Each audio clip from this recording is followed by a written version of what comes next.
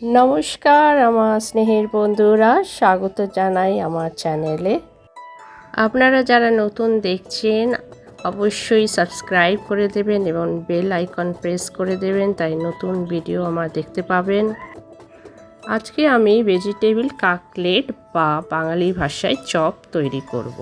তার জন্য ভেতরে যে পুর বা ফিলিংস দেব সেটা তৈরি করতে হবে। কাটলেটটা যখন বানাবো আপনারা ভালো করে দেখবেন, শিখবেন এবং আপনাদের পরিবারের জন্য বানাবেন। বিশেষ করে ঘরের ছোট ছোট ছেলে মেয়েদের ঘরেই বানিয়ে খাওয়াবেন। বাইরের তেল মোটেই ভালো না, অনেক রোগ সৃষ্টি হয়। বিট গাজর আমার গ্রেট করা হয়ে গেল। এবার আমি পেঁয়াজ কুচি, আদা রসুন, লঙ্কা কুচি এবং মটর কিশমিশ রেডি করে রাখলাম। তেলটা বেশ গরম হয়ে গেছে, এবার জিরে আর তেজপাতা ফোড়ন দেব। এবার আদা কুচিটা দিয়ে ভালোভাবে একটু নাড়বো, তাই আদার সুন্দর ফ্লেভারটা আসবে। এরপর রসুন কুচি দিলাম, কাঁচা লঙ্কা কুচি দিলাম,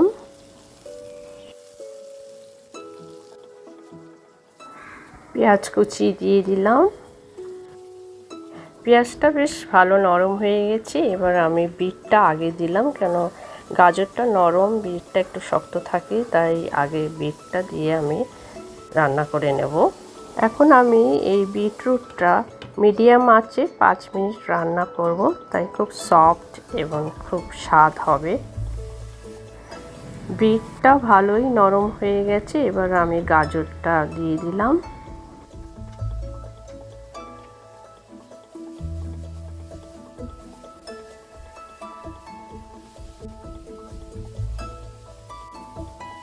নাড়াচাড়া দিয়ে আবার একটু ঢেকে দেব, তাই গাজরটাও একটু নরম হয়ে যাবে।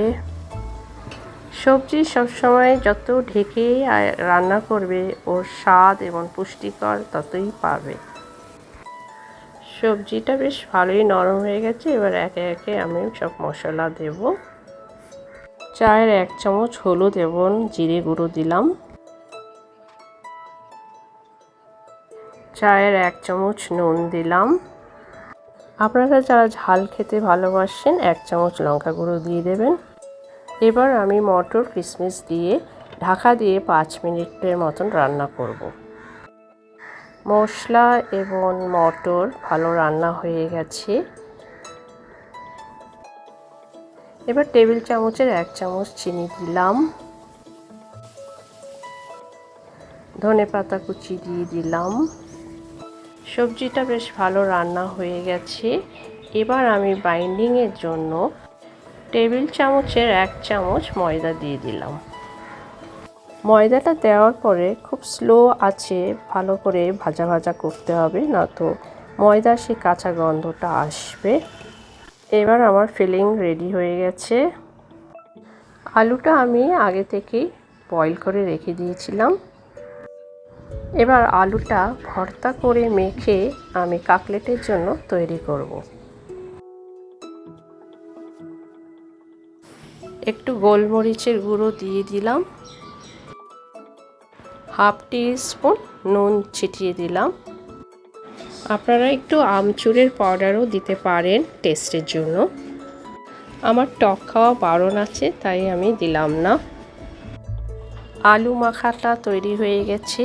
এবার আমি একে একে করে কাটলেট বানাবো, আর আপনারা দেখতে থাকুন।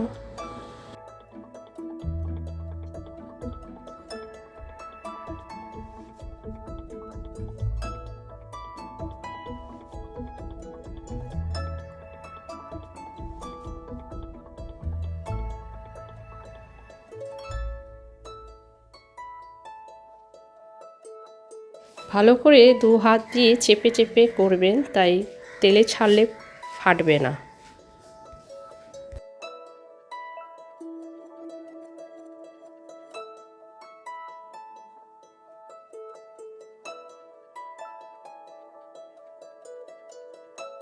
সব আলুতে ফিলিংস ভরা হয়ে গেছে। এবার আমি একটু ময়দা ছিটিয়ে 1 ঘন্টার জন্য ফ্রিজে রেখে দেব। আমি এখানে 2টো ডিম নিলাম, এর মধ্যে ডিপ করে কাটলেটটা বানাবো। আপনারা যারা পুরোই ভেজিটেরিয়ান তারা ময়দা এবং কর্নফ্লাওয়ার দিয়ে গোলা বানাবেন। 1 কাপ ময়দা নিলে হাফ কাপ কর্নফ্লাওয়ার নিতে হবে। এই বিস্কুটের গুঁড়োটা যে কোনো বড় মার্কেটে মুদিখানায় পেয়ে যাবেন।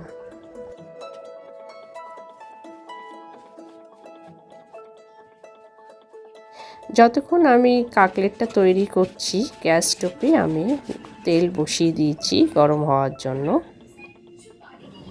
তেলটা গরম হয়ে গেছে, আমি কাটলেটটা ছেড়ে দিলাম। 2 মিনিট পরে আমি মিডিয়াম আঁচে দিয়ে দেব, তাই কাটলেটগুলো বেশি লাল হয়ে যাবে না, সুন্দর কালার আসবে।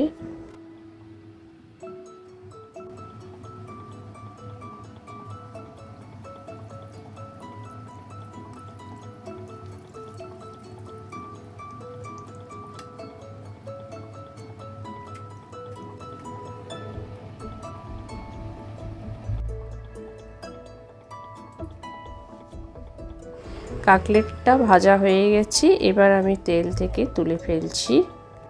দেখুন কাটলেটের রঙটা খুব সুন্দর হয়েছে।